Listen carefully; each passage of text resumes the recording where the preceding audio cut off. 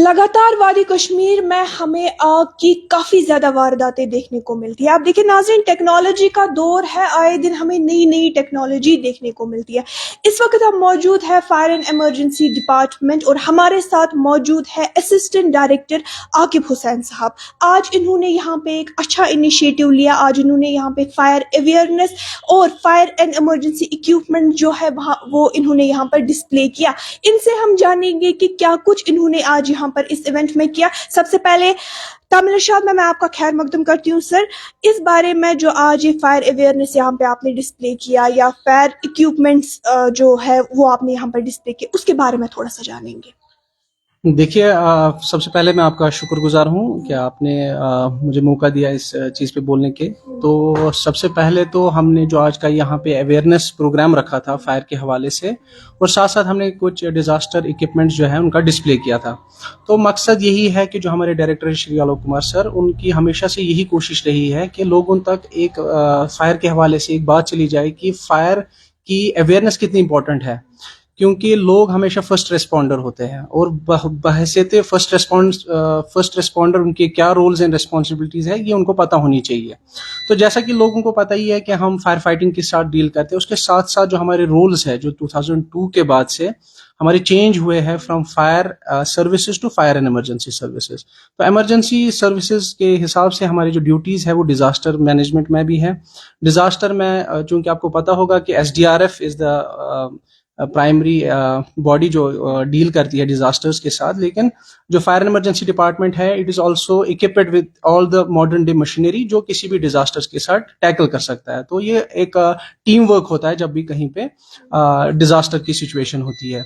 तो डिजास्टर में बताना चाहूंगा हमारा रोल जो है रिस्पॉन्स फेज में होता है। जब कहीं पे जैसे अर्थक्वेक आया, बिल्डिंग कोलैप्स हो गई और बिल्डिंग कोलैप्स में कोई विक्टिम फंसा हुआ है, उनको कैसे लोकेट करना, उनको सेफली कैसे इवैक्यूएट करना, या जैसे अर्थक्वेक या जो फ्लड्स है उसमें डिवाटरिंग करना। जैसे आपने देखा होगा 2014 में भी फ्लड्स हुए थे, तो फायर एंड इमरजेंसी डिपार्टमेंट ने फायर पंप्स का यूज करके डिवाटरिंग ऑपरेशन किया था। या फ्लड के दौरान कोई पानी में गया है या नॉर्मल टाइम में भी कोई जैसे पानी में गया है तो उसको वहाँ पे सर्च करना और उसको सेफली रेस्क्यू करना। तो ये मैं समझता हूँ कि जो हमारे डिजास्टर टूल्स है फायर इमरजेंसी डिपार्टमेंट के पास, तो हमारे पास ऐसे सारे इक्विपमेंट्स हैं। तो फायर फाइटिंग के साथ साथ हमारा डिजास्टर मैनेजमेंट में भी एक इम्पोर्टेंट रोल रहता है। जी देखिए, 2002 के पहले की बात करें तो उससे पहले ये फायर ब्रिगेड था, मतलब ये बस इस नाम से जाना जाता है। अब इसमें एक चीज ऐड हो गई है, वो है फायर एंड इमरजेंसी, मतलब कि अब आप डिजास्टर के साथ भी वाबस्ता है। तो उस हवाले से आपसे जानेंगे कि क्या क्या इक्विपमेंट्स है डिजास्टर मैनेजमेंट की अगर हम बात करें। देखिए, डिजास्टर मैनेजमेंट में जितने भी जो इम्पोर्टेंट इक्विपमेंट्स है, अगर मैं कुछ नाम दूंगा, जैसे हमें अर्थक्वेक के टाइम बिल्डिंग जनरली कोलैप्स होती है, हमारे विक्टिम्स फंसते हैं अंदर, तो उनको सबसे पहले लोकेट करना बिल्डिंग के अंदर, क्या वो स्लैब के अंदर है या कहाँ पे वो ट्रैप हुए हैं, उसके लिए हमारे पास सेंसर्स होते हैं।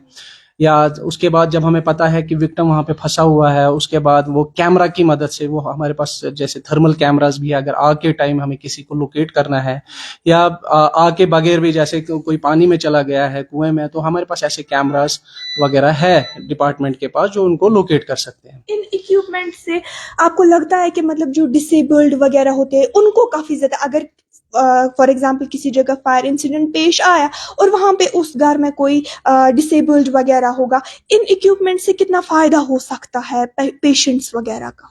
देखिए, जब भी कहीं पे डिजास्टर होता है तो उसमें जो एज ग्रुप जो देखा गया है, या तो बच्चे उसमें ट्रैप हो जाते हैं या तो ओल्ड एज ट्रैप हो जाते हैं।